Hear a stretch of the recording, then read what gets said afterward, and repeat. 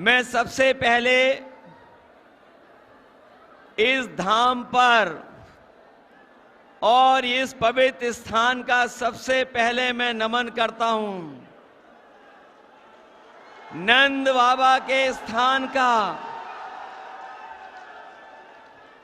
ये स्थान जहां हमारे लिए और आपके लिए हमेशा हमेशा आशीर्वाद देता रहा है। इस बार के चुनाव में मुझे पूरा भरोसा है कि इस स्थान से जो आशीर्वाद मिल ही रहा है, वहीं हमारी चुनावी जनसभा में उपस्थित सभी लोग इस बार आशीर्वाद देकर के कांग्रेस पार्टी के प्रत्याशी को न केवल जिताएंगे बल्कि ऐतिहासिक वोटों से लोकसभा में भेजने का काम करेंगे।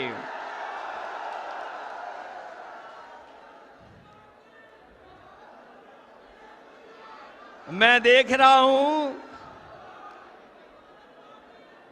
कि जब से इंडिया गठबंधन के प्रत्याशी यहां चुनाव मैदान में आ गए हैं, तब से भाजपा ने अपनी पोटली अमेठी से बांध ली है और ये चुनाव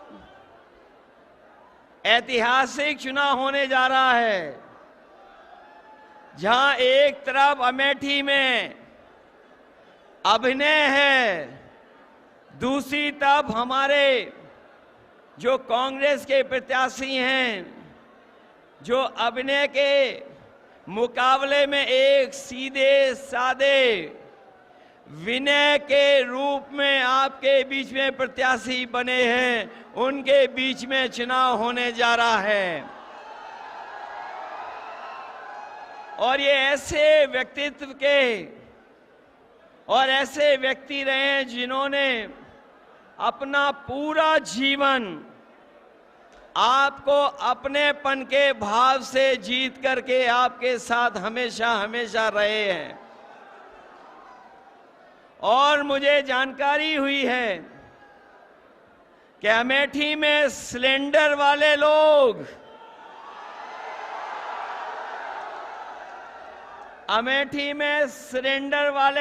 अब सरेंडर कर रहे हैं।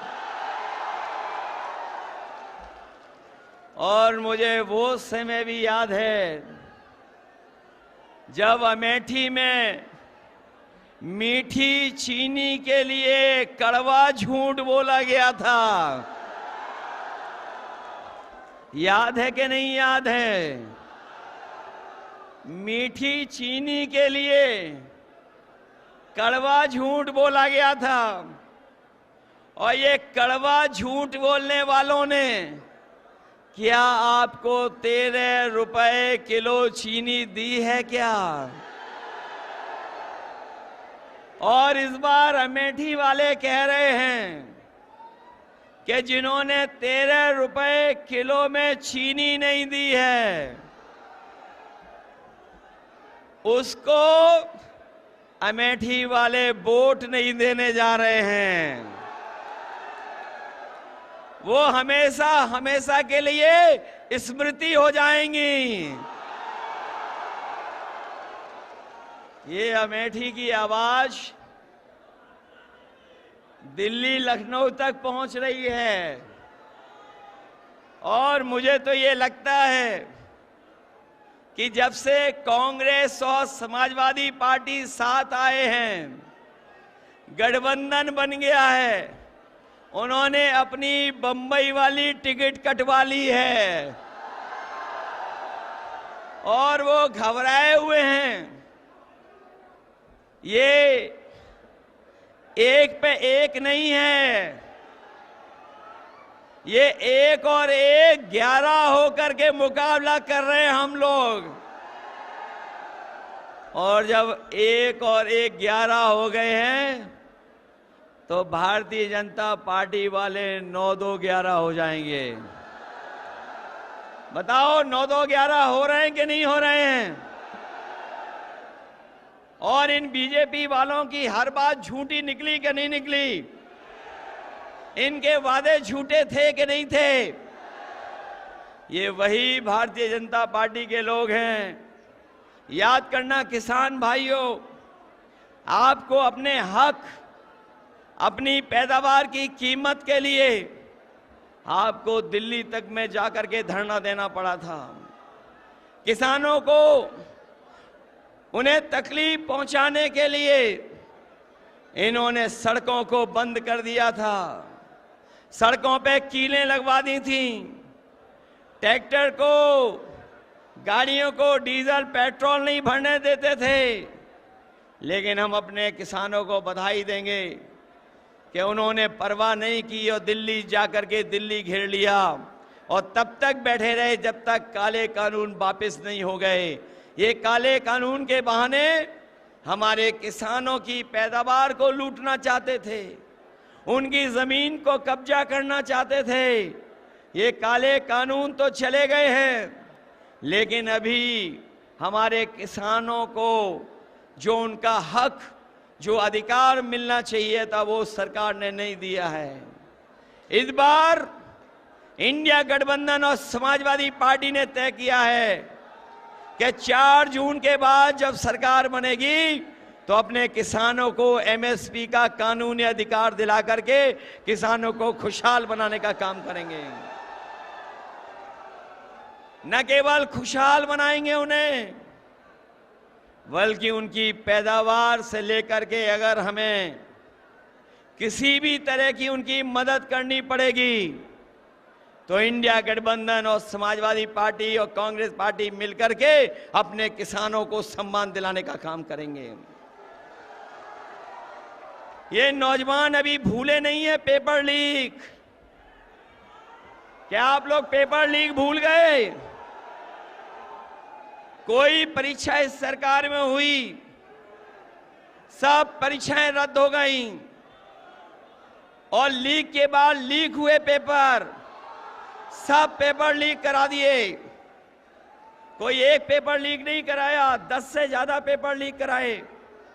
और ये paper leak Bharatiya Janata party ने जानबूझ के कराए और इसलिए कराए कि उन्हें नौकरी न देनी पड़ जाए। मैं नौजवानों से कह करके जा रहा हूं, ये केवल आपके नौकरियों से खिलवाड़ नहीं किए इन्होंने आपके भविष्य और 1/3 जीवन से खिलवाड़ की है। इसलिए जहां किसान तैयार है वहीं हमारा नौजवान भी तैयार है। आप तैयार हो कि नहीं हो? तैयारी से इनका मुकाबला करिए, क्योंकि आने वाले समय में आपको सम्मान का रोजगार तो मिलेगा ही मिलेगा। और जो अधूरी नौकरियां पड़ी हुई हैं, खाली पड़ी हुई हैं नौकरियां सरकार की, सब नौकरियां भर करके इन नौजवानों को सम्मान का रोजगार और नौकरी देने का काम कांग्रेस और समाजवादी पार्टी करेगी। इसलिए आपसे हम निवेदन और अपील करने आए हैं। 4 चरणों का चुनाव खत्म हो चुका है, 4 चरणों का चुनाव खत्म हो गया है। और जब से 4 चुनाव खत्म हुए चरणों के, बताओ भारतीय जनता पार्टी चारों खाने चित्त हो गई है कि नहीं हो गई है? इनका रथ धस नहीं गया है, फंस गया है, अब निकलने वाला नहीं है। बताओ इनका रथ धस गया, फंस गया कि नहीं? और जो लोग 400 पार कह रहे थे, बताओ नारा भूल गए कि नहीं भूल गए? और सही मायने में जनता जानती है 400 पार का मतलब हुआ, ये 400 पार जो नारा दे रहे थे, ये भूल गए नारा के नहीं? और ये 400 पार इसलिए दे रहे थे क्योंकि 543 लोकसभा में ये 400 नहीं जीत रहे हैं, 400 पार, इसका मतलब 143 सीटें केवल जीत रहे हैं। ये जो 400 पार वाला नारा दे रहे थे, वो 400 के बाद जितनी सीटें हैं उतनी जीतने की बात कह रहे थे। अगर लोकसभा में 543 सीटें हैं तो 400 हटा दोगे तो कितनी सीटें बची? 143। लेकिन देश की जनता ने तय कर लिया है, 140 करोड़ की जनता ने तय कर लिया है कि इस बार बीजेपी वालों को 140 सीटों के लिए भी तरसा देंगे। बताओ, ये संविधान बदलना चाहते हैं कि नहीं बदलना चाहते हैं? ये संविधान बदल करके हमारे आपके हक को छीनना चाहते हैं। ये हमारे आपके अधिकारों को छीनना चाहते हैं। जो लोग संविधान बदलने को निकले हैं उन्हें बताओ, बदल दोगे कि नहीं बदल दोगे? बदलोगे कि नहीं? आप लोग घबरा तो नहीं जाओगे? डर तो नहीं जाओगे? अपने बूथ पे तो पहुंच जाओगे ना? सोचिए, कभी हमारे साथियों, आपने कभी सोचा कि जो इन्हें सबसे बुरे लगते थे लोग, कभी सोचना जाकर के बीजेपी वालों को जो लोग सबसे बुरे दिखते थे, आज बताओ उनसे झुक करके सहयोग और मदद मांग रहे हैं कि नहीं मांग रहे हैं? ये हमारे पिछड़े समाज के लोग क्या पिछड़े रह जाओगे? क्या आपको समझ में नहीं आ रहा? क्या आ रहा है समझ में सब कुछ के नहीं आ रहा है? बताओ, बीजेपी वालों ने कितना बदनाम किया था समाजवादियों को, याद है कि नहीं याद है? और आज उनके सामने ये झुक गए कि नहीं झुक गए? क्या मुझे नाम लेना पड़ेगा कि जिनके सामने झुक गए ये? आप बात समझ गए कि नहीं समझ गए? जो हमारे विधायक थे उनके सामने झुक गए कि नहीं झुक गए? बताओ, उन्हें झूठा फंसाया कि नहीं फंसाया? उन्हें झूठा फंसाया और आज जब खुद फंस गए तो जाकर के उनके सामने झुक गए जाकर के। बताओ, झूठा फंसाया और आज जब खुद फंस गए, जब खुद फंस गए तो बताओ झुक गए कि नहीं झुक गए? और दूसरा आदमी तो बड़ा कमाल का है, एक और है जो हाल में हमें धोखा देके गया है। उसे पहचानते हो कि नहीं पहचानते हो? समाजवादियों, पहचानते हो जिसने अभी हाल में धोखा दिया? सुना है जब से धोखा दिया है नई नई गाड़ी आ गई है। पहले धोखा दिया था तब भी नई गाड़ी आ गई थी। और अभी मैंने लखनऊ में देखा था, धोखा देने वाले लोग एक गाड़ी में बैठ कर के फ्लैट देखने गए थे अंधेरी रात में। बात समझ गए कौन है? कौन है? पहले भी गाड़ी ली और फिर गाड़ी ले ली।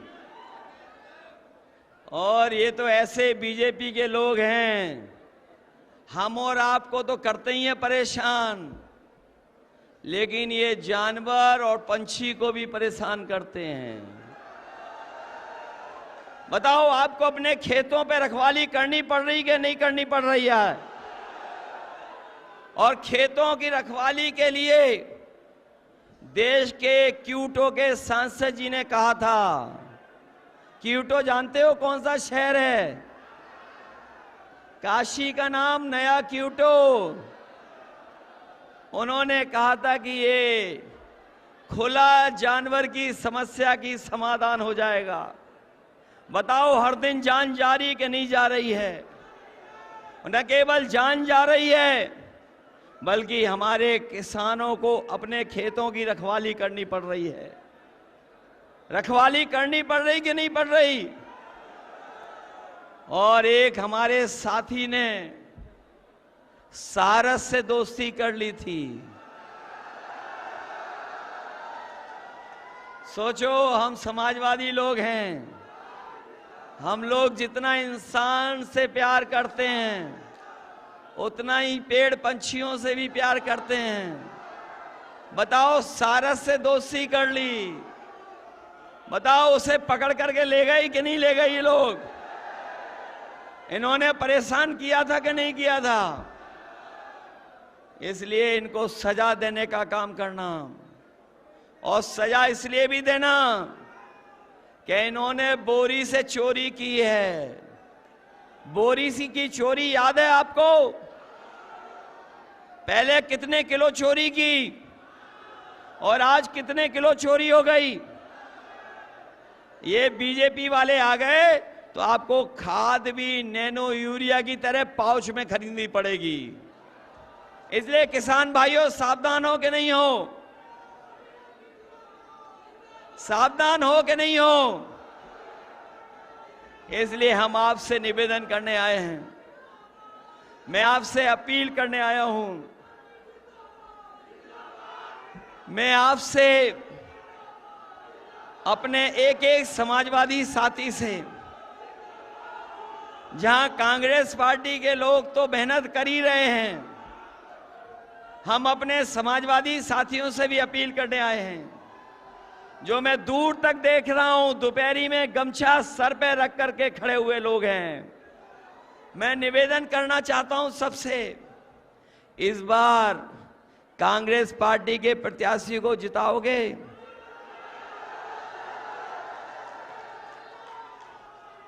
ये बूथ लूटें और नोट का धोखा दें तो घबराओगे तो नहीं ना? इस बार सिलेंडर वाले भाग रहे हैं कि नहीं भाग रहे हैं? और जो झूठ बोल करके आपको जा रहे हैं उन्हें विदा कर दोगे कि नहीं कर दोगे? इसलिए अपने सभी समाजवादी साथियों से मैं अपील करना चाहता हूं कि ये चुनाव देश के भविष्य का चुनाव है, हमारे आपके भविष्य का तो है ही है, आने वाली पीढ़ी के भविष्य का चुनाव भी है। संविधान को बचाने का चुनाव है, लोकतंत्र को बचाने का चुनाव है, अपने किसान, माताएं, बहनें, नौजवानों को सम्मान दिलाने का चुनाव है। इसमें आप लोग मदद करना, मदद करोगे सब लोग? ये मान लूं कि के.एल. शर्मा जी वोटों से जीत के जा रहे हैं, लाखों वोटों से जीतेंगे। महंगाई याद रखोगे? खाद की बोरी की चोरी याद रखोगे? बताओ, आपकी मोटरसाइकिल कितनी महंगी हो गई है? पहले कितने की आती थी मोटरसाइकिल? पहले कितने की मोटरसाइकिल आती थी और आज कितने की आ रही है? महंगा कर दिया कि नहीं कर दी?